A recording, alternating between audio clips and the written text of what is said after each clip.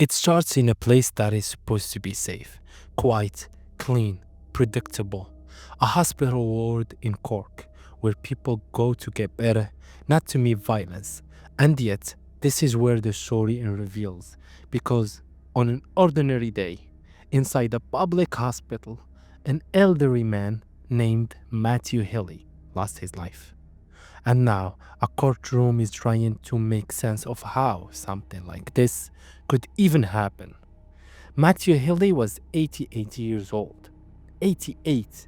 He was a patient, frail, vulnerable, the kind of person everyone agrees should be protected at all costs. And according to the guards, he was killed inside the hospital by another man, Magee. That name now sits at the center of a murder trial in Cork. And the details coming out of court are the kind that make you pause and say, wait, how did we get here? So let's rewind a bit and set the scene. This isn't some dark alley or late night pub fight. This is a hospital. Beeping machines, staff moving in and out of rooms, a place built on routine. And somewhere in that routine, something went very wrong. Magee has pleaded not guilty to murder. But here is where it gets complicated. He has pleaded guilty to manslaughter by diminished responsibility. And that one phrase changes everything. Because now this case isn't just about what happened. It's about why it happened and to what was going on inside someone's mind at the time. The court heard that during the incident, Magee allegedly shouted words that shocked everyone who later heard them. According to testimony reported in court, he shouted that this man had eaten his son. Let that sink in for a second. Not an insult, not a threat, a statement that makes no logical sense. And that matters because it goes directly to the heart of the defense argument. That this was the act of someone experiencing a severe mental disturbance. There is no evidence that Matthew Healy had any connection to such a claim. None. The statement is understood to be a delusion. And this is where the mood of the trial shifts from simple outrage to something much darker and more uncomfortable.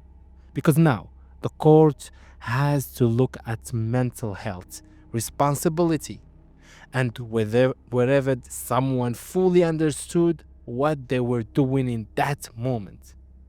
According to reports, the incident happened suddenly. There was no long-running dispute between the two men that has been presented in court. No known personal connection, just a hospital setting, two patients, and an eruption of violence that staff had to respond to immediately. Emergency protocols were triggered. Medical staff intervened, but despite efforts to help Matthew Healy, he later died. And that's the point of no return in this story. Because once a man has died, there is no undo button, only questions. The guards were notified, as they are in any death of this nature. Statements were taken. Witnesses were interviewed. The hospital became briefly a crime scene. And then the legal process took over slowly and methodically, as it always does. What the guards focused on was not just what happened, but the state of mind of the accused.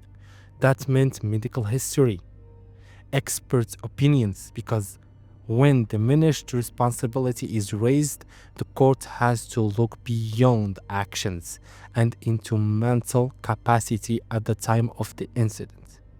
In court, the guards outlined the sequence of events as they understand them, relying on witness accounts and medical evidence.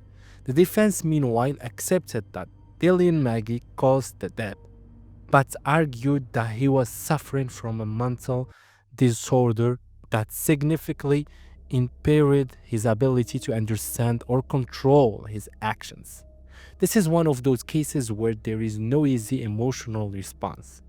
On one side, you have the death of an elderly man who should have been safe in a hospital bed. On the other, you have a defendant whose alleged words suggest a deep break from reality. The court is not deciding whether something terrible happened. Everyone agrees on that. The court is deciding what that terrible thing legally was. Murder requires intent. Manslaughter by diminished responsibility accepts the act by challenges the level of intent. That distinction can mean the difference between life imprisonment and very different outcome involving treatment. As the trial continues, expert witnesses are expected to play a major role.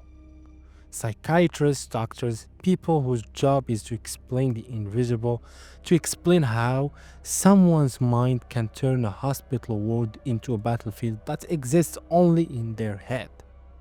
Outside the courtroom, the case has shaken people. Hospitals are supposed to be controlled environments.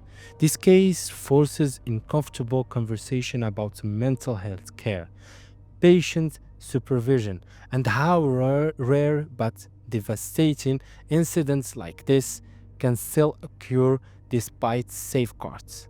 For the family of Matthew Healy, the loss is absolute. 88 years of life ended not by illness but by violence in a place meant to heal. For them, legal definitions may feel cold compared to the reality of grief. And for the wider public, this case lingers because it breaks expectations. It reminds us that not all dangers look the same. Sometimes it wears a hospital. Thank you.